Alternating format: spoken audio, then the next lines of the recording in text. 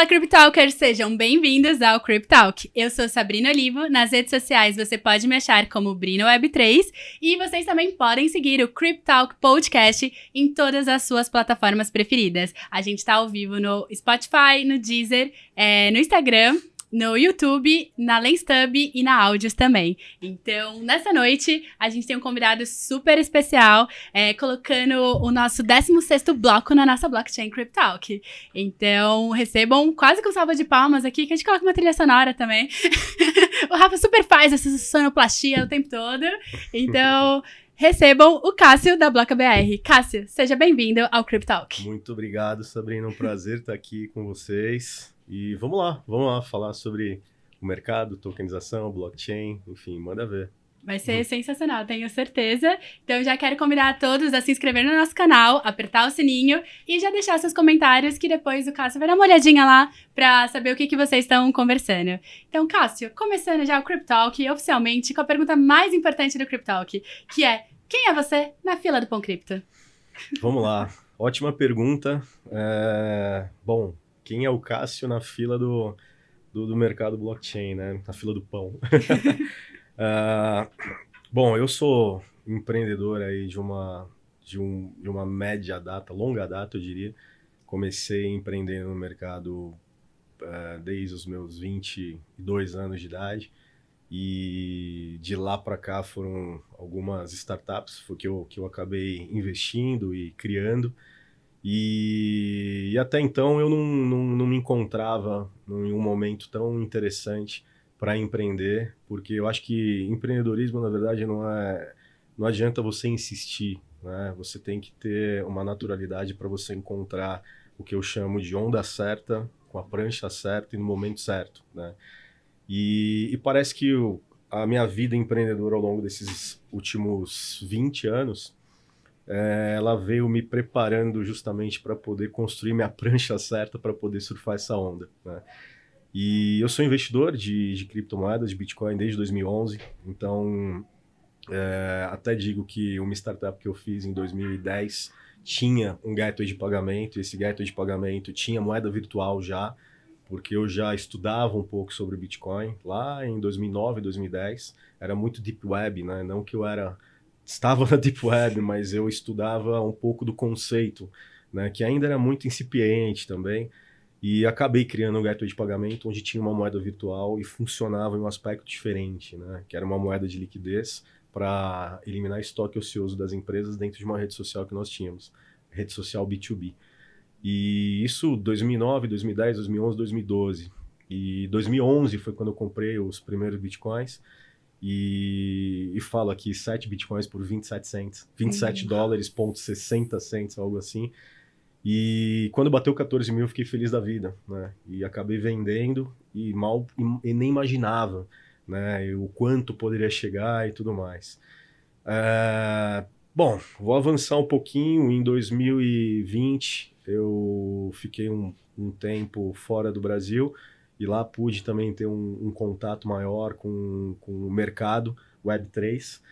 E quando eu retornei, eu fui convidado para fazer parte do time da Coin Payments, que era, né, até então, até 2021, era ou é ainda líder de mercado, é o PayPal de criptomoedas. E lá eu digo que eu precisei estudar 2.000 criptomoedas, né, para entender um pouco mais sobre o mercado. E aí eu brinco que de 2.000 criptomoedas foi fácil o meu trabalho, porque eu estudei 40, que o resto não tinha operação lastreada por trás e era fumaça, né, para dizer assim. E aí então eu comecei a imaginar como seria empreender dentro da Web3, mas de uma forma mais sólida. O que poderia acontecer com o mercado ao longo nos próximos 2, 3 anos, né? Casos FTX, agora com o banco Silicon Valley Bank também, enfim, são extremamente naturais para uma maturação de mercado, né? E isso já era previsto, né? Não desse formato, né? Você nunca sabe onde vai acontecer o problema, mas você sabe que vai acontecer o problema, é natural, né? No início do TCP/IP, isso foi completamente natural também, no início da internet, a bolha de 2000 também, dos e-commerces, enfim, tudo mais, também teve muito problema.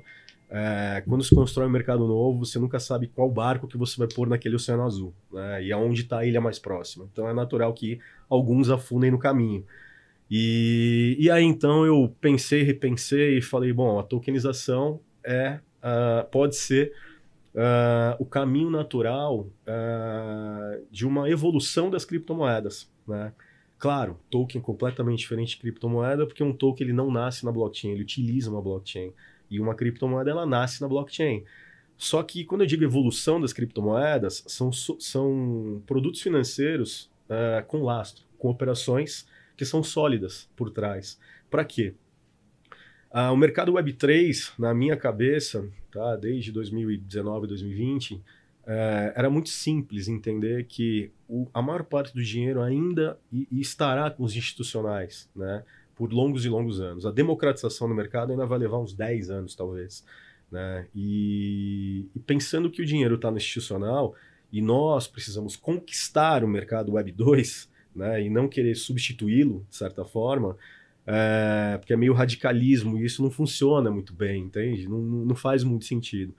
E não vai acontecer. Né? E pensando dessa forma, eu acabei criando a BlockBR, né? Porque eu entendi que a indústria, o mercado agro, o mercado de energia, o mercado de ativos reais tem uma potencialidade muito grande na tokenização. Né? Então, quer dizer, se eu criar um token que representa um nicho de mercado, ele pode ser completamente lastreado e com uma operação muito sólida por trás, trazendo alguns players de mercado regulado e colocando esse token no mercado secundário. Né? Poxa, faz sentido. Então o investidor ele tem segurança em comprar um ativo. Né? E se você for pensar em criptomoedas que talvez não tenha todos esses instrumentos, você está comprando um risco. Né? E um risco que... Cadê a operação? Né? E no final do dia... que todo investidor quer ver é o quê? É o resultado trimestral. Se for pensar no tradicional, o resultado trimestral do balanço, né? E aí? Cadê o resultado líquido? Né? Então, eu acho que fomentar mercado é uma das principais atrações da tokenização. Em contrapartida, dá dinheiro para o investidor. E isso eu enxerguei na tokenização.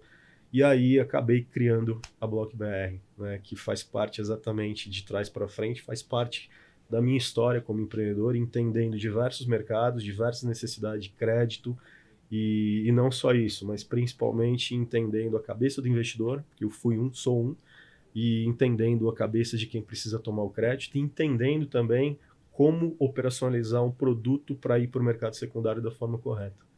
Nossa, precisa de várias pecinhas nesse quebra-cabeça para montar uma empresa como a BlockBR, né? Eu acho que a BlockBR não é uma empresa em constante evolução. Eu acho que a tokenização não é um produto de prateleira e esse é o primeiro ponto. E o segundo ponto é principalmente o que nós fizemos, né? A criação de um ecossistema. E quando você cria um ecossistema forte, você consegue fazer muito teste para ver a aplicabilidade e entender se funciona ou se não funciona sem ir ao mercado. Né? Então, isso foi o maior aprendizado que nós tivemos. Poder entender tudo dentro do mercado regulado para poder também ir para o mercado descentralizado, sem necessitar do mercado regulado de certa forma, mas fazendo tudo com muita segurança. Né? E principalmente um momento onde os bancos centrais estão batendo cabeça e a gente tem um banco central muito bacana, que está muito à frente, pela primeira vez na história, está colocando o Brasil realmente à frente. Tem o lado positivo e o lado negativo, que eu também tenho algumas preocupações, mas, de certa forma, está fomentando bastante o crescimento do mercado. Né? O Web3 e o Web2. O Web3 na Web2, de certa forma. Né? Então, acho que é um baita momento. E isso é muito legal pensar também na questão de estratégia, né? Porque a gente estava até comentando um pouco antes, né? De onde vem os fundos, onde vem o dinheiro, né? O dinheiro ainda está muito no mercado tradicional e você conseguiu enxergar que fazendo uma ponte, provavelmente você conseguiria, literalmente, sabe como se fosse um arco-íris? Colocar, Sim. Levar de um lado para o outro o dinheiro e do outro lado você consegue trazer a tecnologia para eles, né? Exato. Então, bem interessante essa sacada de tokenização, porque eu, pelo menos, não vi muitos projetos aqui no Brasil de tokenização. Tem muita questão da CVM também, né? E aí, quando você estava pensando em criar a BlockBR, O que você imaginou em relação à regulamentação? Você deu, talvez, no início um passo atrás, a questão de ser é uma security ou não é? Como que funcionou esse início? Ótima pergunta. Eu acho que o primeiro ponto, na verdade, da BlockBR foi entender, junto ao regulador, antes de colocar um produto em prática, né? Então, nós nos cercamos dos melhores escritórios jurídicos dentro do mercado de capitais para poder entender o que era possível tokenizar, né? E como seria possível também fazer algum tipo de oferta pública, privada, por que privada, por que pública. Então, essa foi a primeira lição, né, dentro da BlockBR para poder entender que nós poderíamos fazer tokenização de CCB, né? E acabamos atraindo alguns players do mercado que precisavam tomar crédito e fazer a tokenização de direito creditório, né? Então, esse foi o primeiro passo dentro da BlockBR e com muita calma, né? Porque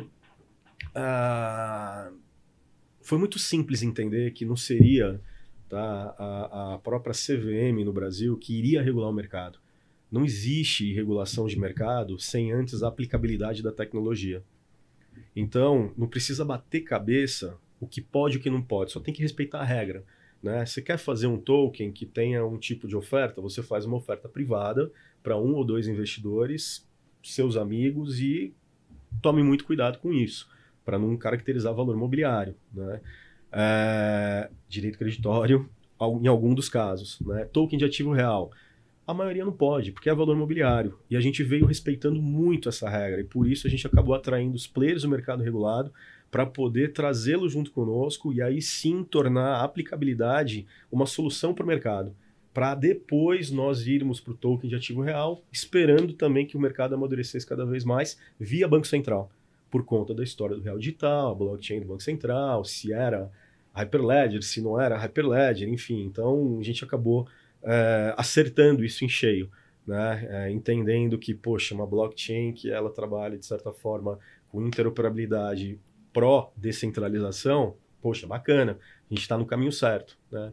E a BlockBR, a gente acabou ficando muito próximo, né, do regulador e Banco Central também, através dos nossos escritórios, para que a gente pudesse entender, tem um sim ou não, e ter um lado consultivo muito forte de como fazer, por que não fazer, ou criar uma solução para poder comprar briga também e mostrar que, olha, isso está dentro das regras, né? Eu não estou criando uma regra nova, está dentro das regras que eu só estou substituindo isso, mas eu não quero substituir esse player, eu quero substituir a forma que ele trabalha, trazendo mais eficiência, né? E aí foi quando nós passamos a falar sobre muito mais infraestrutura e solução de tokenização, né? E não somente no token em si, né? E aí a BlockBR fluiu em uma velocidade muito maior e melhor, e a gente está super feliz, né, da forma que as coisas estão acontecendo, a forma que o mercado também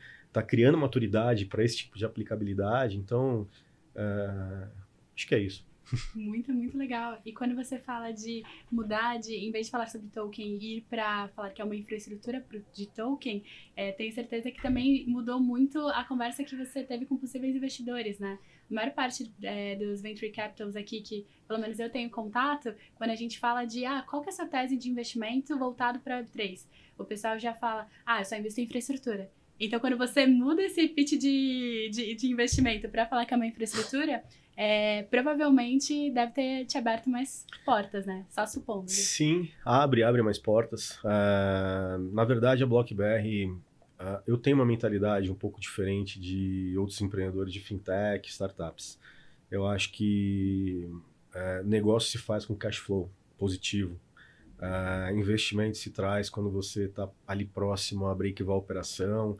E vamos fazer uma conta básica. Muitas vezes o empreendedor sonha com uma série A, uma série B, enfim, levantar capital porque ele quer a segurança do dinheiro para o negócio rodar. Mas a segurança não tem segurança melhor do que você ter clientes te pagando mês a mês, entende? E aí, quando você vai tirar a sua grana anual dos dividendos, poxa, é maravilhoso você ter 70%, 80% da empresa, entende? E não 40%, e não 50%, né? Então, eu acho que a gente está no momento de separar os meninos dos homens, dentro do empreendedorismo. Acho maravilhoso os VCs e os investidores olhando para empresas que falam sobre infraestrutura, mas tem que tomar muito cuidado, porque nós temos aplicabilidade de infraestrutura de tokenização para o mercado, mas será que é infraestrutura o nome? Entende? Será que não é um nome um pouquinho diferente? O mercado não vai entender isso que eu estou falando, mas assim, talvez seja um nome um pouquinho diferente, entendeu? Talvez dentro desse mercado não exista marketplace, talvez não exista infraestrutura, talvez seja algo novo que está nascendo e que ninguém ainda conhece, né? E é isso que a gente vem trabalhando, né? É uma disrupção para que a aplicabilidade fique em primeiro lugar e o mercado ele simplesmente faça isso, né? Se abrace e daqui a pouco ninguém mais vai falar em token, porque as operações vão ser tão iguais às que acontecem hoje, só que com muito mais eficiência, que é esse o nosso plano, né? Essa nossa meta, de abraçar o mercado em conjunto e poder suprir essa infraestrutura, talvez, entende? E é esse novo nome, né? E aí, voltando aos VCs, aos fundos, aos investidores, é bastante interessante olhar como também a cabeça dos investidores veio mudando e modificando, né, ao longo do tempo, olhando também para a aplicabilidade da tecnologia, né? Então, eu fico super feliz, porque, poxa, é um papo que eu gosto bastante, a gente está muito no lugar certo, na hora certa, e com players do mercado regulado, são mais de 51 players do mercado regulado, que fazem parte desse nosso ecossistema, e a gente discute com um, com o outro, junta dois, junta três, que às vezes até são concorrentes, a gente junta dois e fala um é estruturador de fundo, o outro é DTVM, o outro um estruturador de fundo DTVM, o outro é um fundo, e aí, o que a gente faz com esses dois caras? Vamos testar isso, vamos levar para a CVM, vamos, sabe? E esse é um momento muito especial de mercado, né? De poder apresentar uma aplicabilidade onde isso vai perpetuar por mais quantos anos? Quando a gente vai viver essa oportunidade de novo em vida, entendeu? Eu acho que não mais, entende? Eu acho que é um momento incrível, sabe? E é legal fazer esse paralelo, porque quando eu entrei no mercado de startups, eu tive essa sensação também, eu não tinha maturidade suficiente para entender o que eu estava entrando, mas a sensação que eu tive foi quase de FOMO. Eu falei, nossa, eu ganhei maturidade no momento que acabou um pouco o ciclo de startups. E aí, de repente, eu conheci o mercado de cripto, estrutura de blockchain e tudo mais, e a sensação que eu tive naquele momento foi, eu preciso entrar nisso agora, porque eu não sei se em algum momento da minha vida eu vou ter a mesma oportunidade. Então, você só mergulha com cara e coragem, né? E quem começa antes, né, começa no momento certo, né? Bebe água limpa. Porque exato, bebe água limpa, total. Então, putz, se você for ver os acontecimentos dos últimos 2 anos dentro do setor, parece que nós vivemos, sei lá, 6 anos, né? De tanta coisa que aconteceu. Quando eu falo que um mês dentro da BlockBR equivale a 4, 5, né, no mercado tradicional, é impressionante, né? E o nosso aprendizado dentro do nosso mercado é algo, assim, surreal, porque o que nós aprendemos dentro do mercado? Um modelo novo de governança, onde governança, aquela governança verticalizada, ela não existe, mas a 100% horizontal também é uma lenda, né? Então tem que ter um meio termo ali. Nós aprendemos que não existe CTO em Web3, tá? Porque o cara que se diz CTO em Web3, ele tem pouco conhecimento de causa, pouca aplicabilidade, caso de uso, e se ele tem caso de uso é 1 ou 2, e tokenização não é um produto de prateleira, né? O conhecimento de causa une jurídico, tecnológico, comercial e financeiro. Então não tem como um CTO olhar só para a tecnologia se ele não olha para os outros 3 pontos, entende? Então essa classificação foi um aprendizado dentro do nosso setor, e é bastante disruptivo, né? Isso deixa de queimar dinheiro, isso faz com que você entenda exatamente o que você precisa alcançar, no tempo que precisa alcançar. E, por outro lado, você tem um jurídico, né? Que é engraçado, né? Parece aquele jogo do cubo mágico colorido, né? Que você está fazendo o cubo e aí você está lá, encaixou todas as cores. Nossa, essa aplicabilidade é boa. E aí você tem uma CVM aqui que pega esse cubo e embaraça tudo de novo, né? E aí você tem que desembaraçar de novo. Esse é o nosso mercado, né? Daqui a pouco isso vai mudar, mas esse é o maior desafio. né? Então é muito aprendizado. Eu poderia citar aqui no mínimo aqui uns 10 outros. Que demais. É a primeira pessoa que eu escuto falar que não existe CTO. Eu não tinha parado pra pensar Alguns nisso. vão brigar comigo. É polêmico, vira thumb, não tem problema. Mas é interessante isso. É exatamente porque não tem pessoas especializadas o suficiente para estar num cargo de diretoria tecnológica, né? Eu acho que a diretoria tecnológica existe, mas ela é muito mais baseada na arquitetura e na engenharia de como ela é alcançada, né? E não somente na tecnologia, né? Eu acho que eu quero dizer que não existe um CTO na Web3, eu quero dizer, eu gostaria de encontrar, na verdade, pessoas que têm uma característica de olhar esses 4 pilares: financeiro, jurídico, tecnológico, comercial, porque daí você tem uma referência melhor e maior dentro de como aplicar a tecnologia, né? Eu acho que é muito mais nesse sentido. Isso é muito legal se falar. E, enfim, tenho várias dúvidas que eu gostaria de entender um pouco mais sobre a operação, mas só para não perder o fio da meada do que você estava falando sobre a CVM também, hoje, quando a gente escuta falar muito sobre construir junto com órgãos regulatórios desde o início, mesmo ainda não tendo a regulamentação, né, participar desse projeto inicial, quase como se fosse uma cocriação, né, com quem realmente está criando, muito se fala também sobre a questão de ser talvez um lobby político, alguma coisa assim, né? E já conversei com vários outros empreendedores que, basicamente, eles desenham o House of Cards, que você tem que fazer aquele lobby para você conseguir alguma coisa, né? Então, hoje, quando você fala desse início, né, de criar junto com o órgão regulatório, você poderia só comentar um pouco mais sobre isso? O que seria para você criar junto com eles, né? Considerando que, muito provavelmente, você deve saber muito mais da parte técnica do que quem realmente está ditando as leis, né? Olha, eu falo até onde eu posso, tá? Porque o resto talvez não tenha propriedade para dizer.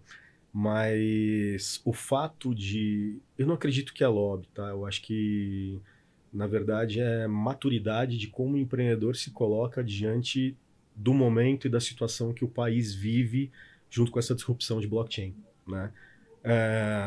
Há 2 anos atrás, há 1 ano e meio atrás, quando nós íamos fazer um token de recebível, direito creditório, estava tudo certo, tinha o funding para comprar o token e o dono do ativo, na hora de assinar o contrato, ainda perguntava se a blockchain tinha CNPJ, né? Então, assim, era um momento assim, para você explicar ainda, né, o que era blockchain, o que é tokenização e tudo mais, era bastante incipiente. O mercado evoluiu muito, né? E imagina para o regulador, né, como era isso há 1 ano e meio atrás, né? Então você vê a própria CVM tomando uma postura, né, e conhecimento mais, não digo pleno, mas um pouco mais de conhecimento sobre a tokenização agora, e depois que o presidente do Banco Central diz que a tokenização é o futuro do mercado também, né? Então a onda veio mais forte. Eu não acredito que exista o lobby, tá? Dentro e algo político dentro da tokenização. Eu acredito que falta, na verdade, pessoas que são mais maduras no sentido da aplicabilidade. Porque o que eu vejo é muita ideia lúdica e pouca aplicabilidade para dentro do setor. Tá? Então, é muito legal o Lift, é muito legal tudo que vem acontecendo para fomentar o mercado. Mas o mercado, a maioria dos empreendedores ainda estão olhando muito para os pés e pouco para frente, para a evolução da aplicabilidade no setor. Se você pegar a CVM, pega a SEC e pega a do Reino Unido de Londres, esqueci, FCM, FCA. Você vê a diferença clara entre os reguladores. No Brasil, é um banco central quem dita as regras por conta da aplicabilidade de um real digital, já em teste. Nos Estados Unidos, você tem uma SEC que não é que regulamentou, mas ela olha com bons olhos para o Security Token. E aí você tem a aplicabilidade do Security Token para dentro de ativos bancários. Quando você vai para Londres, você olha para o Reino Unido, você olha um regulador olhando para as mesmas regras que já existem. Você pode fazer o que você quiser, desde que ela se aplique dentro das mesmas regras, né? E ele não limita, né, a entrada de crédito para um ativo se ela for de acordo com as mesmas regras e aplicações das leis. Né? Então, tem suas limitâncias, mas, de certa forma, isso abre muito espaço para o empreendedorismo, para crescimento de mercado, com a aplicabilidade blockchain.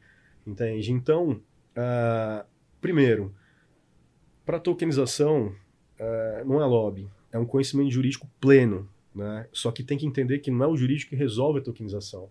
E sim, é o que eu sempre falo nesses pilares, que é o comercial, o jurídico, o tecnológico e o financeiro.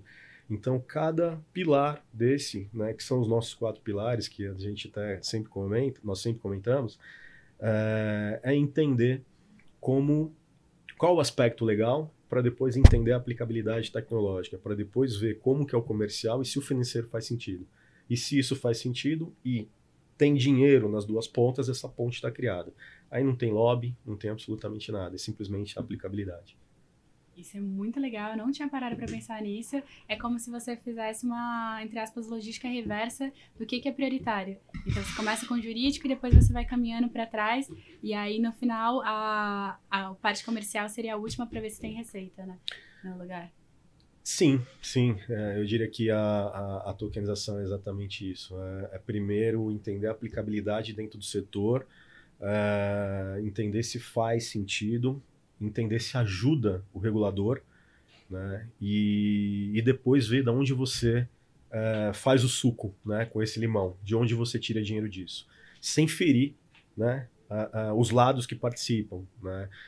A blockchain e a tokenização através de blockchain, se também não fosse através de blockchain não seria tokenização, ela traz muito mais eficiência e uma série de benefícios.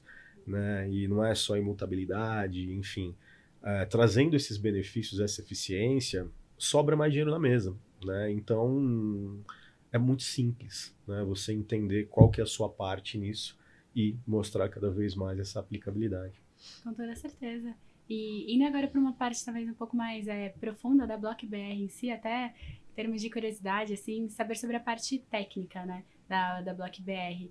Hoje, como que funciona para você? Hoje a BlockBR é uma blockchain privada ou não?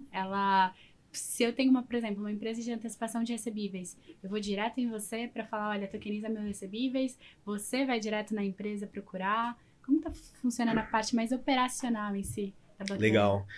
Não, nós não somos uma blockchain, nós utilizamos blockchain, nós não quisemos ter essa dor de cabeça, não faria sentido. E, na verdade, nós criamos o que é a tokenização fora o aspecto técnico, aspecto tecnologia. Tokenização para nós são novas vias de distribuição. Tá? Então eu dou um exemplo aqui do agro. O agro está sofrendo muito esse ano e vai sofrer bastante esse ano com os bancos e o crédito dentro do mercado regulado. Né? Mas dentro do mercado regulado você tem os fundos de agro, FIAGRO, né, que é um grande fomentador também para dar crédito dentro do setor. Só que é um momento muito bacana para a tokenização, porque fazer a tokenização também de operações dentro do agro, você também consegue descentralizar de certa forma e fazer com que os participantes dentro dos fundos também participem, né, desse movimento, dessa transição. Hoje na BlockBR, quando a gente fala em direito creditório ou ativo real, nós pegamos do zero a operação e a gente cuida de tudo, desde a parte de estruturação jurídica, estruturação financeira, estruturação tecnológica e comercial. Distribuição, nós temos algumas vias de distribuição e criando novas. Né? Então nós temos banco parceiro para distribuição, nós temos FDIC parceiro para distribuição, nós temos investidores também dentro da nossa base, e crescente, com um ticket bacana também para distribuição. Uma estratégia que vai ser surpresa para o mercado também, que eu ainda não posso contar, mas essa talvez seja... Parecendo flecha do ar. Essa talvez seja a mais interessante do mercado. Legal. Mas eu diria que vai ser bem disruptivo e já está sendo bastante disruptivo e essa via de distribuição é maravilhosa. Com bastante volume já está ali vias D. E a gente tem um modelo descentralizado também, né? Quando a gente fala de DeFi, né? Se a gente está vivendo um período que a taxa de juros está lá em cima, eu acredito que... gostaria que não, né? Mas eu acredito que a taxa de juros permaneça por mais, no mínimo, 1 ano e meio, né? 1 ano e meio, eu acredito 2 anos, sinceramente.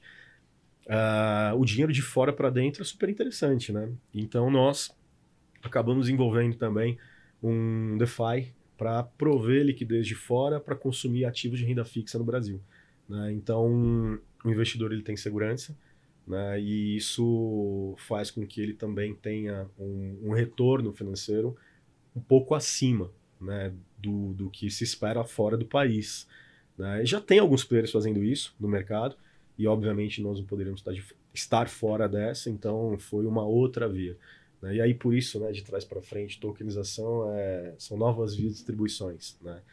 Eu acho que a gente está um pouquinho lá na página 3 já, sabe, da tokenização, não tanto mais discutindo token, nem tanto discutindo aplicabilidade, né, por conta desses quase 2 anos aí no mercado. E acho que o que nós mais aprendemos foi nos tornarmos advogados, né, porque, putz, foram horas, horas e horas e horas e horas de jurídico.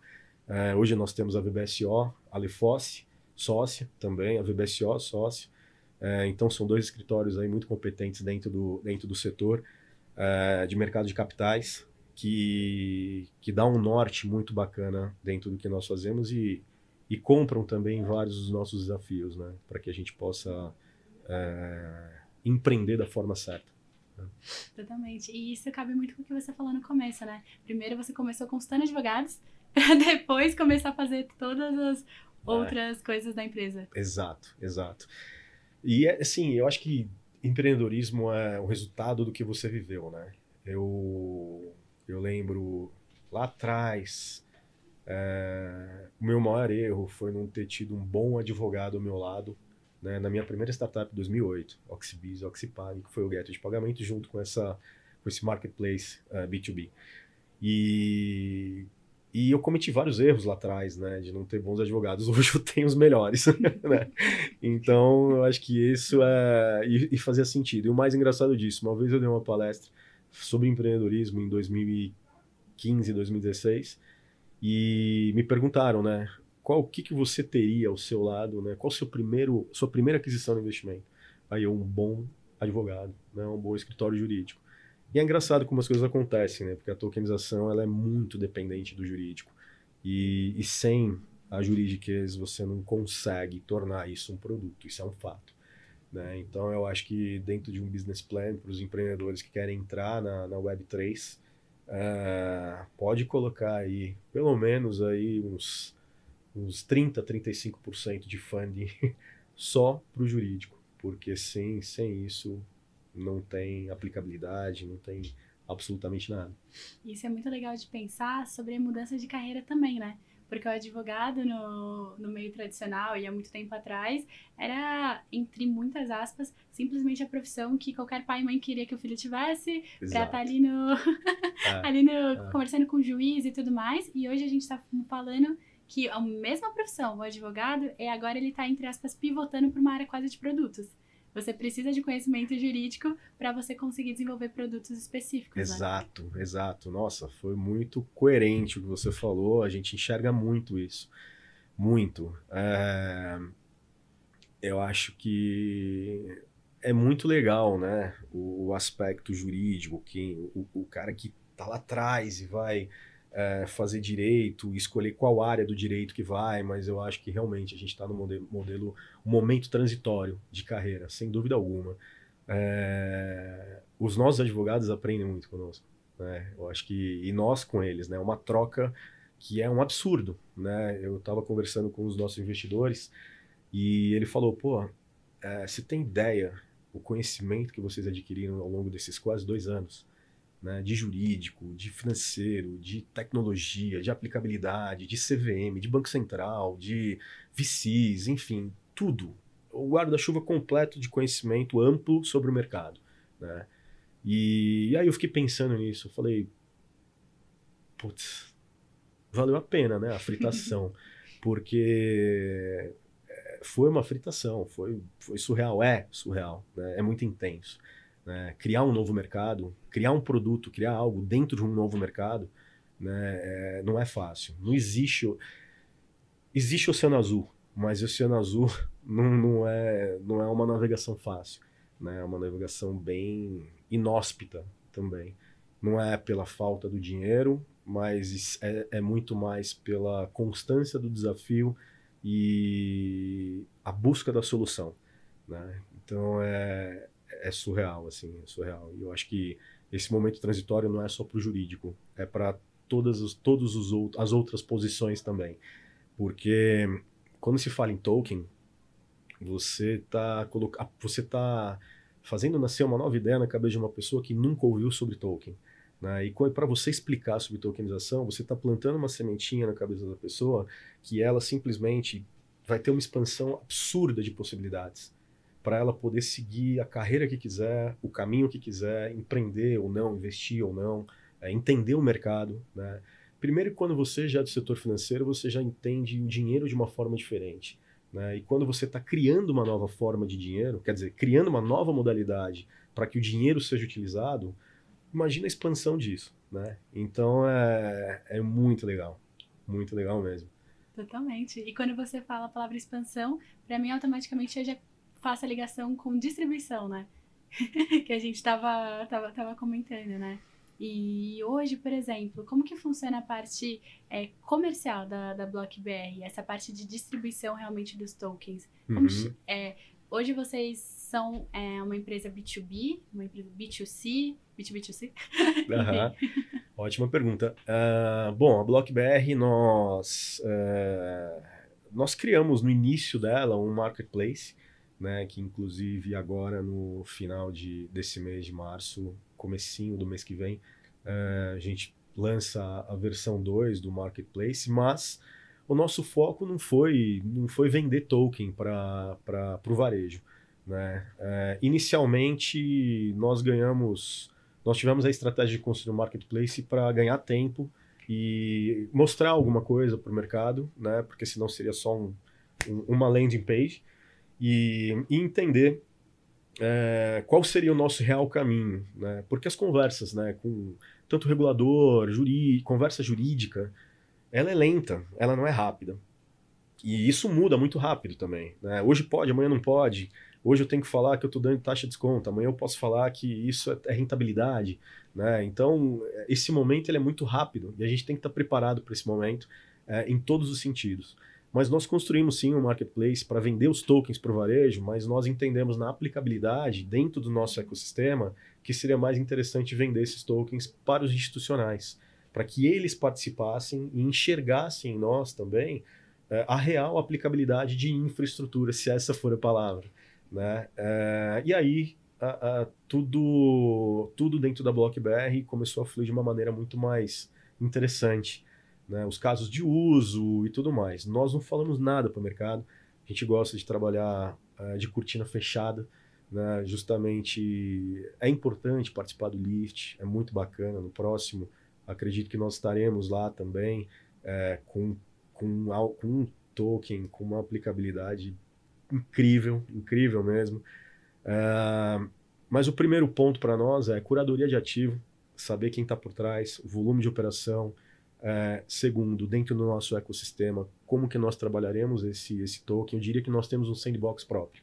Né? E dentro desse sandbox BlockBR é justamente o estudo que a gente faz e a curadoria dos ativos que valem a pena serem tokenizados. Né? Então, poxa, precatórios no formato renda fixa. Olha que interessante. Né? CCB, né? Mas a CCB em qual forma? Né? E aí a gente começa a entender cada uma dessas aplicabilidades dentro da tokenização. Então, hoje, né, eu até falei bastante, perdi a sua pergunta. Era mais para entender como funciona a parte comercial, isso, a parte de distribuição, né? Como você sim, distribui o produto no mercado. Entendendo o volume, entendendo o tipo de ativo e atraindo o investidor certo, seja ele institucional ou seja ele pessoa física dentro do nosso pool que nós temos hoje. Isso é muito legal. É interessante ver a perspectiva diferente, né? E tentando entender um pouco mais de como que vocês fazem, você comentou no começo que vocês usavam algumas coisas de DeFi para trazer melhor rentabilidade, assim.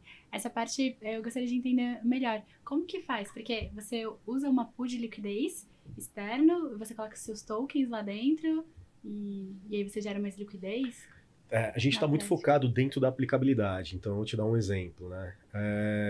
Nós criamos até um caso de uso, que é a T-Properties, que é multipropriedade, né, de casas, e nessa a gente acabou fazendo um spin-off, nasceu dentro da BlockBR, nós fizemos um spin-off, virou uma outra empresa. E a T-Properties, basicamente, nós temos um ativo, que é uma casa, um terreno de 1.000 metros quadrados na Praia do Preá, que é um lugar de kitesurf incrível, e basicamente um DeFi que gera liquidez, os investidores colocam dinheiro no DeFi, do DeFi é feita toda a construção e a obra dessa casa, né, e nós vendemos frações, 8 frações, que representam 12% da casa. Né? Então, basicamente seria uma SPE, que é dona de uma casa, e essas pessoas, elas simplesmente têm 12% dessa SPE, que é dona da casa. Né? E o DeFi, na verdade, ele serve como uma substituição de um fundo de investimento. Né? Onde nós gostaríamos de chegar com essa aplicação? Que o token pudesse representar, né, a própria propriedade da casa. Mas aí nós temos a NFT, que representa o direito de uso dessa casa, que dá direito a 44 dias de uso por ano. Né? Então, quer dizer, então a aplicabilidade ela é muito coerente dentro do que pode e do que não pode, junto com a regulação. Né? E aí, assim, a gente vai entendendo se isso vale uma dispensa, pedir uma dispensa, se não vale, pedir uma dispensa. Então, esse é o formato, né, que a BlockBR trabalha. Então, hoje, quando a gente fala em tokenização, eu acho que a gente está criando muita solução para o próprio mercado, para que depois venham os tokens, entende? Vou te dar um exemplo. Nós tivemos lá atrás, né, nós tivemos uma discussão logo no início da BlockBR, de fazer a tokenização de cabeça de gado. Só que se o gado utilizasse o brinco como a segurança, né, que desse garantia para aquele gado realmente existisse, e aí? Você corta a orelha do gado e rouba o gado, e aí a garantia foi embora. Né? E hoje nós temos uma operação que está sendo estruturada que uma empresa faz o reconhecimento facial do gado e já grava os dados em blockchain. E tem toda... sabe onde esse gado está, quanto que ele está pesando, tudo, qual fazenda, o produtor tem quantos gados, né, quantos vão mensalmente para o frigorífico e tudo mais. Isso é muito interessante, porque o token vira a própria cabeça de gado e, quem sabe, pode ir para o mercado secundário, né, em algum determinado momento, com o real digital, enfim. Então, a gente vem trabalhando muito nessas teses, por exemplo, né, de aplicabilidade. E isso vai facilitando muito mais, entende? E aí, quando eu volto na sua primeira pergunta, falar o Cássio empreendedor, é esse o sentido, né? De você entender como que você utiliza aquele setor, cria uma solução para o setor e que ela é uma solução em cadeia, né? E essa é a nossa base do nosso sandbox, entre aspas, de fazer a curadoria, entender a aplicabilidade, como que é a aplicabilidade, e trazer o Banco Central e o regulador próximo, junto com o nosso esforço jurídico, para transformar o mercado de certa forma. Né? Então, esse é o princípio básico.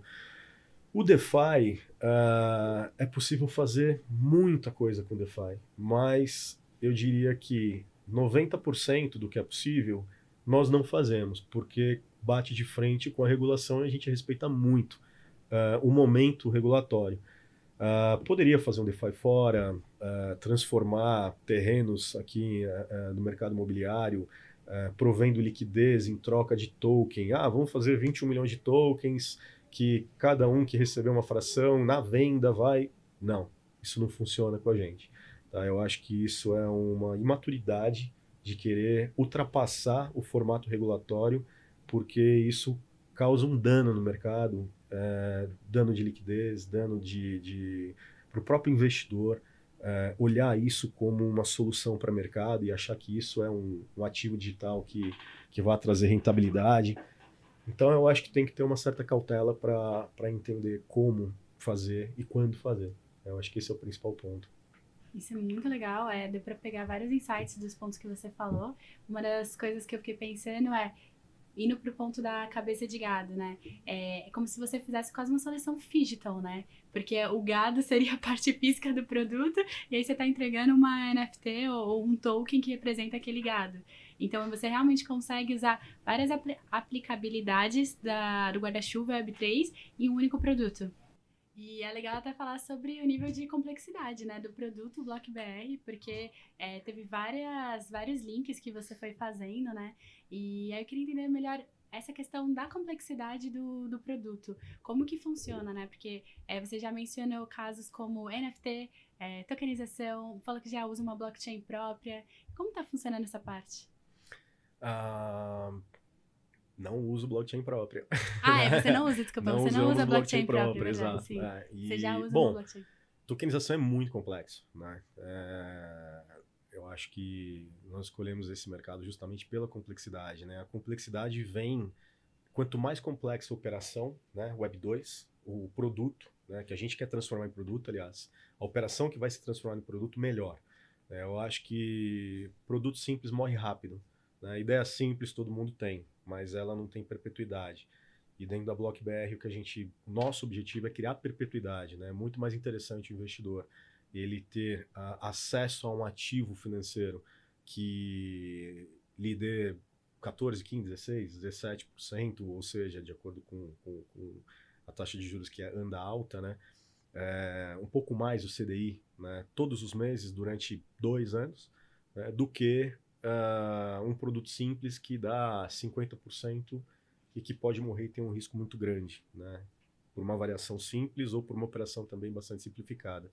Então, dentro da BlockBR, tudo é muito complexo. Eu acho que essa é a maior dificuldade do mercado. Eu acho que a dificuldade dos novos entrantes ela é muito interessante, né? Quando a gente olha no aspecto competição de mercado, a gente fica muito feliz em participar desse mercado justamente pela complexidade. Não é qualquer um que entra, se entra, sai, como vários já entraram e saíram. Tokenização não é fazer o token numa blockchain qualquer dev faz em 30 minutos, né? Eu tenho até um manual, se quiser, né? Deixar aqui nos links nos comentários. De como fazer isso. E não, depois me venho pedir o manual. Cássio, manda o manual, não, é brincadeira. E fazer o token não representa absolutamente nada em uma operação, né? Então, empresários, todo mundo, né, que está assistindo e, poxa, eu vou fazer o token, vou levantar funding, esquece, não vai. Não é assim que funciona, né? Tokenização não é o último recurso se você não conseguir o crédito no mercado, né? E não adianta querer, eu tenho um terreno de 1 milhão de metros quadrados, vou fazer um token para levantar funding, vou construir um condomínio. Não, não vai. Não é assim que funciona, né? Então, é bastante complexo. Explicar essa complexidade é bastante difícil, porque você faz com que as pessoas entendam cada vez menos a tokenização, né? E aí fica cada vez mais fácil explicar para o mercado tradicional o que é a tokenização, porque ele já entende, né? Só que essa inversão de papéis, ela ainda é complexa, mas ela vai se tornar cada vez mais natural. Tenho certeza, né? Está tudo um processo de migração. Fazer essa ponte, eu enxergo essas pontes entre o Web 2 e o Web 3 como uma tradução.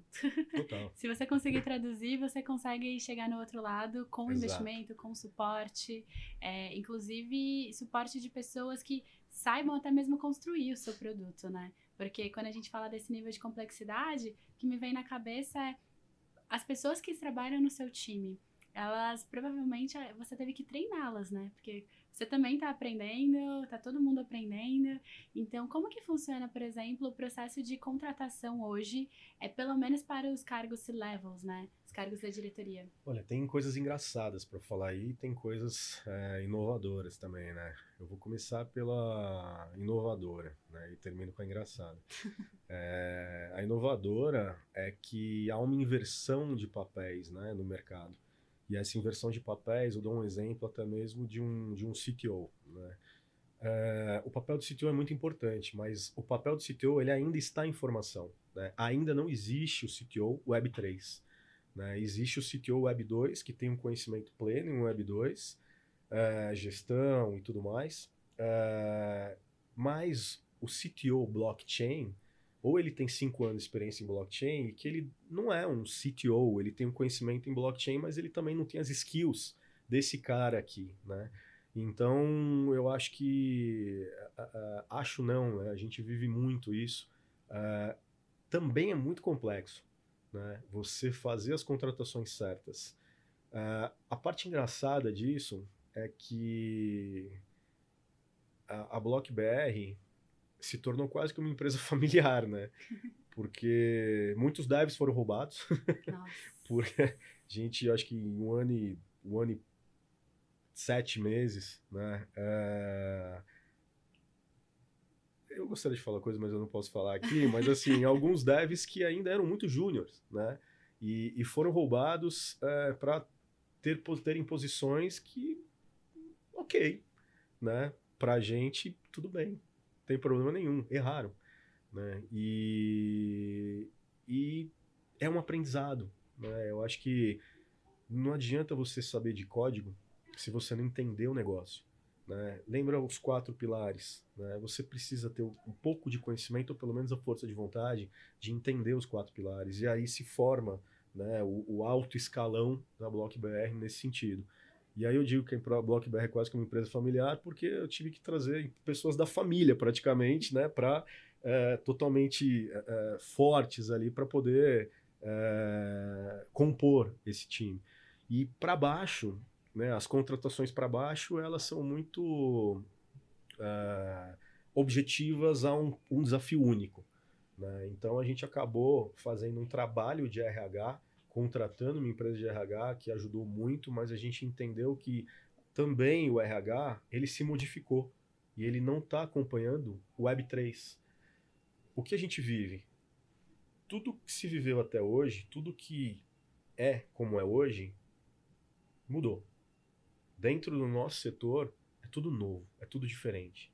As pessoas têm que ter soft skills completamente diferentes, elas têm que ter uma força de vontade completamente diferente, elas têm que ser participativas em um formato muito diferente.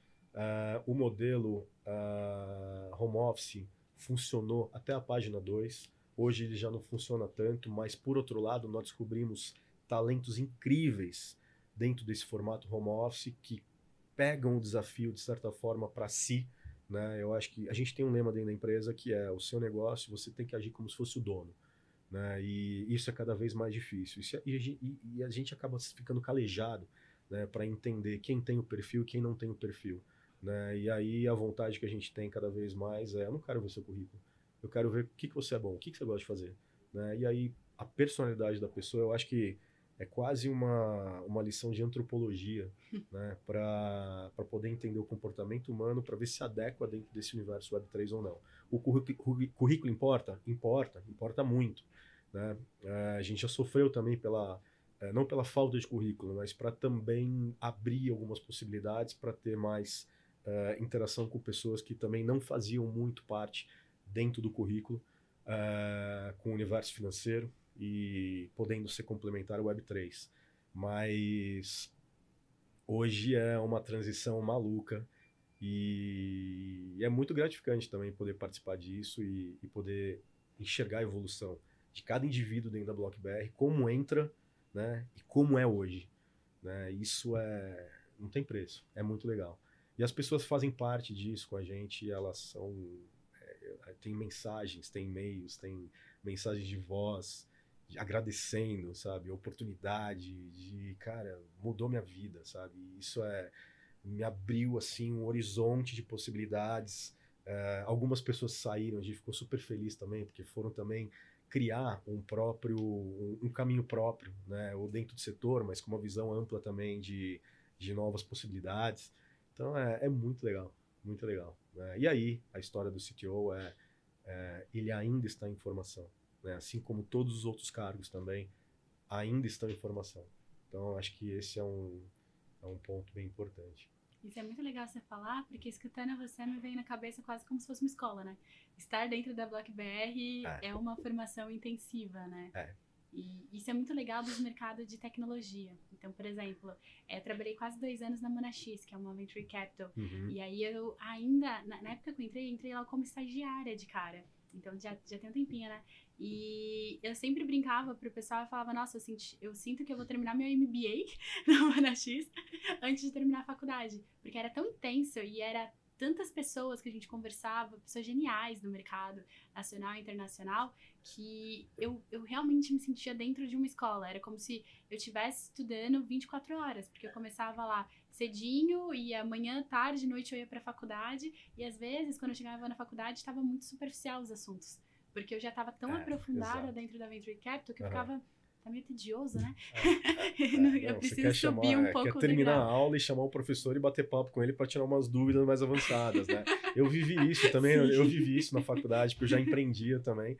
E eu tinha uma aula de administração, eu ficava até depois da aula, eu batia papo com ele. Chegou um dia, eu não vou falar o nome do professor, que eu não pude ir na prova. Ele me deu 9. Realmente é melhor porque eu não precisei fazer a prova, entendeu? Porque a gente conversava tanto sobre o negócio, ele entendia o meu negócio, e eu tirava dúvidas e tal, e tudo mais, e eu não pude ir, nossa, eu agradeci muito, muito, muito. Muito bom. Você falou, né? Eu até comentei aqui em um dos outros podcasts que eu era a pessoa chata que acompanhava o professor até o estacionamento, porque eu queria tirar dúvidas. Então era tipo, eu fazia social ali, né, naquela 1h30 de aula, e aí depois eu realmente conversava com os professores. Sim, poxa, deu uma parte maravilhosa. Faculdade muito boa essa época. Nossa, nem fala. Mas legal você falar isso sobre o conceito de escola, porque isso diz muito sobre outras características dos profissionais que a BlockBR está procurando, né? E aqui no CryptTalk a gente fala muito sobre contratação, migração de carreira, até oportunidades de negócios, né? Porque, pelo menos, é uma coisa que eu gostaria muito de bater na tecla, e foi um dos motivos de eu criar o CryptTalk. Que não é simplesmente falar sobre especulação de moeda, compra aqui, compra ali. É sobre oportunidades de trabalho. E eu acho que é legal mostrar que a BlockBR é uma empresa. Então, você foi falando no decorrer do podcast sobre área comercial, área de produtos, operações. Existem muitas oportunidades dentro do mercado de Web3, né? Acho que esse é o ponto que talvez não tenha tido esse estralar de dedos tão Existem fácil. muitas oportunidades dentro do mercado Web3 e terá muito mais oportunidades, porque é o que eu falei, né? O Oceano Azul, ele não tem... O velejo ali não é um pouco inóspito, né? E os players que tem dentro do mercado, cada um tá com a sua... tá velejando ali com a sua caravelinha, né? Atrás da sua ilha, né? Ou atrás da sua terra, né? Para poder fazê-la ser próspera. E tem cargos que ainda não existem, né? Tem um tipo de conhecimento específico que é muito da aptidão do ser humano, né? Se você tem aptidão para aquele conhecimento, e talvez se encaixe dentro do Web3, né? Então, se você for pensar, né, eu acho que o mercado financeiro, o mercado financeiro sempre teve necessidade do jurídico, né? Desde os primeiros CRIs, CRAs, FDICs, enfim, foram criados há sei lá quantos anos atrás, 30 anos atrás. Hoje a gente está vivendo uma história parecida, né? E se a gente for analisar também nos últimos 10, 12 anos, né, agentes autônomos e tudo mais, as modalidades novas foram criadas, é a mesma coisa, né? Só que com uma onda maior ainda, né? Porque é uma onda global, não é uma onda ali simplesmente dentro de uma cidade, né? Ou dentro de um único país, né? E essa onda global realmente traz, né, uma série de oportunidades. Uma delas é Community Manager, né? O Community Manager sempre existiu, né? Mas hoje ele é muito mais forte, e a necessidade de um Community Manager dentro de um ativo, ele é maravilhoso, né? A criação de comunidade é maravilhosa, né? Então a gente está voltando, né, às épocas do Orkut, quando você tinha aquelas comunidades e as comunidades comunicavam por um propósito em comum, né? E a gente hoje está vivendo a mesma coisa para ativos, né, e governança, e DeFi, o tipo de governança dentro de um DeFi, como que você atrai as pessoas dentro de uma comunidade para participarem daquele investimento, enfim. Então tem uma série de características dentro de um produto, dentro de um negócio Web3, que criam novas oportunidades para novos talentos, né? Então acho que isso daí não para mais. Eu tenho a mesma convicção, assim, quando a gente analisa o mercado. E eu gosto muito dessa vertente de Community Manager, né? Eu até comentei em outro podcast que é uma profissão que realmente qualquer pessoa pode ser. Então, eu até dei o exemplo que Community Manager, a Michela Galvão, que veio pra cá, que ela conhece muito sobre DeFi também, ela lá de BH, ela pegou e falou assim, profissões como Community Managers poderiam ser, por exemplo, sua tia do WhatsApp. Que ela já tá ali conversando com todo mundo. Totalmente, exato. Ela é a pessoa que engaja e tudo mais. Ela sempre curte, comenta, manda bom dia. É o famoso GM, né? Toda hora GM. Não, a tia do Zap é maravilhoso. Eu acho que ela, nossa, venderia vários tokens. Exatamente. Então, assim, tias do Zap que quiserem, já tá super fácil. Já pode mandar currículo. Exato. Pivota o negócio, tá tudo certo. Novo cargo, né? Nova posição. Exato. Tia do Zap Manager. Exatamente isso. Nome mais artístico, tá tudo certo. Vamos saber isso. E outra coisa que eu fiquei muito interessada de entender um pouco mais de como funciona a BlockBR é em questão de, por exemplo, você comentou um pouco do time, né? Dessa questão de retenção de talento, que quase vira uma empresa familiar ou de amigos, justamente porque, pelo menos do que eu entendo dessa fala, foi a questão de confiança, né? Você precisa ter pessoas perto, que você pode ter um pouco mais de previsibilidade, porque se você tá criando um negócio complexo, você sabe que vai ter uma curva de aprendizagem e de repente a pessoa rompe essa aprendizagem que você investiu tempo também, além de dinheiro e tudo mais, né? Então, o que eu entendo como o valor da BlockBR, uma coisa que vai superar é a questão de previsibilidade, né? De quanto a pessoa está comprometida. E no meio de startup, o que geralmente as pessoas faziam, né, os empreendedores, é separar uma porcentagem para o time, né? Uma porcentagem do capital para isso. Hoje, você traz alguma coisa relacionada à governança de startup para a cultura da BlockBR? Olha, essa pergunta é excelente. É uma pergunta que há um tempo atrás fazia com que eu me sentisse um pouco mal resolvida, achando que a minha maneira, o meu modus operandi de governança, ele estava errado. Nós colocamos, achando que eu estava errado na modelo de governança, eu acabei aceitando uma sugestão por uma pessoa próxima de trazer uma outra pessoa que tinha um modelo, uma sugestão de governança muito verticalizada, né, de empresa multinacional e tudo mais. Foi a pior coisa que eu fiz. A pior. Porque, de novo, se a gente está falando de Web3, a gente está falando de um novo modelo, né? Então, você fala em uma governança verticalizada, uma horizontal. O meio termo é aqui, na diagonal, né? Você traz as características da governança horizontal para cobrança de resultado, né? Com prazo determinado, né? E você traz uma política de governança horizontal no entendimento, eu não vou ser muito lúdico e falar antropologia, mas no entendimento de conhecimento do ser humano para fazer com que ele cresça e se sinta à vontade dentro da empresa, colocando as ideias, colocando em prática o que ele pode suprir para a empresa, dando liberdade para que ele faça um bom trabalho e não impondo, né, algo limitado da minha cabeça ou da cabeça de outros gestores que eu tenho. Deixa o cara fazer o trabalho dele, né? Eu quero sua sugestão, me faz 3 aqui, né? Eu vou dar um exemplo de design, que é simples, ilustrar. Eu quero um token que representa a cabeça de gado, eu quero aqui 3 artes, né? Me faz 3 ou 2 e eu quero ver como faz.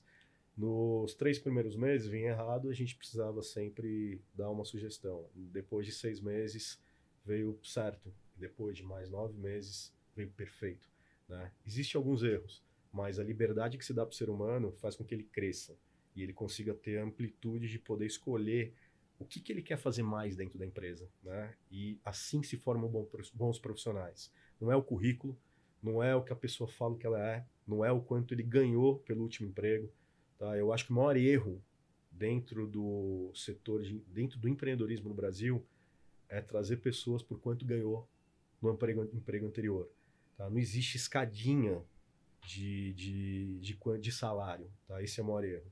Provavelmente você vai errar e vai contratar a pessoa errada, né? Contrata de baixo, tenha paciência, contrata do meio, paga bem, é importante pagar bem, mas com coerência, né? Eu acho que esse Esse é o principal ponto.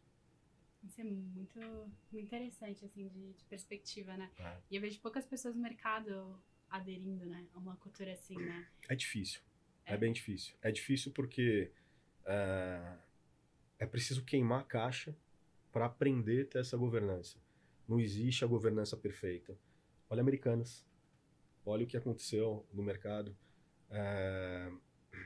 Basta olhar o LinkedIn das pessoas.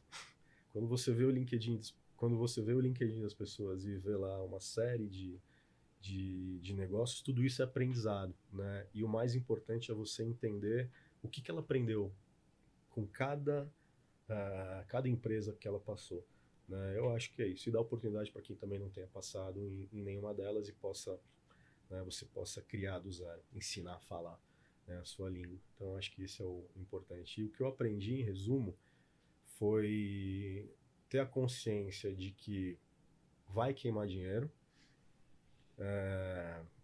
para achar a pessoa certa. Tem que ser rápido, tem que ter um jogo de cintura e uma previsibilidade de caixa e de tempo para adquirir o resultado e tá sempre olhando outras pessoas para a mesma posição. Nunca achar que aquela pessoa é o suficiente. Sempre ter alguém de stand-by, não uma, mas várias outras. E estudar e acompanhar sempre as outras pessoas que você conversou anteriormente para saber como que elas estão e como que é o relacionamento delas dentro do mercado. Então, eu acho que isso não depende da RH, depende dos gestores, tá sempre de olho, né? Depende do CEO. Acho que esse é muito meu papel também como CEO da empresa, olhar pessoas, tá? Eu acho que a gestão é muito importante, mas depois que você torna meio horizontal, meio vertical essa gestão, ela flui quando você tem outros C-levels ali que dão conta do trabalho. E entender, principalmente, né, a comunicação dos C-levels frente ao objetivo. Né? Então, vou te dar um exemplo. A tokenização ela é muito mais operação do que tecnologia. Né? A tecnologia, de certa forma, é um commodity dentro do mundo. Né? E essa comunicação tem que ser muito boa, né, dessa pessoa para todas as outras, né? Assim como do financeiro para todas as outras, e todas têm que falar a mesma língua, que daí é um culture code também da própria empresa que vai sendo criado ao longo do tempo. Nossa, faz muito sentido. E pensando nisso que você está falando, a gente já está chegando pelo final do podcast, né? Mas uma coisa que eu fiquei muito curiosa é nessa quase governança 45 graus, né? Exato, você tem, você tem a governança Web 2, a governança Web 3, e você tem que estar aqui no meio, né? Nos 45. O que você considera que hoje na BlockBR, pelo menos que você está aplicando hoje, ou que você tem como visão de longo prazo, que seria o ideal desse mix de governança Web 2 e governança Web 3? Então, por exemplo, eu falei, né, com startup, que hoje já é considerado startups empresas tradicionais, quase isso, né? De tanta tecnologia que teve depois, né? Com startups de governança, você tem options pool, né? Para os funcionários e tudo mais. Já quando você fala de uma governança de Web3, você está falando sobre DAOs. Então, é um outro tipo de situação, né? Então, hoje no BlockBR, sistema de governança, o que você considera como 45 graus perfeito? Ótima pergunta. Pergunta difícil. Não brincamos em serviço. Pergunta bem difícil. Que nem eu falei, né?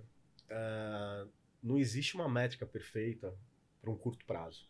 Né? E a Web3 é muito curto prazo ainda, para poder ter uma métrica perfeita e se amarrar a ela.